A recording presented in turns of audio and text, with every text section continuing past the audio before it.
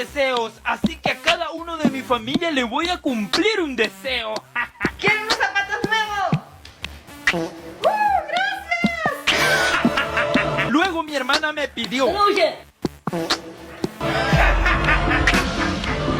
Y por último aparece mi hermano y me pide lo siguiente. Quiero ser un perro en la cama. ¡Oh! ¡No se diga más!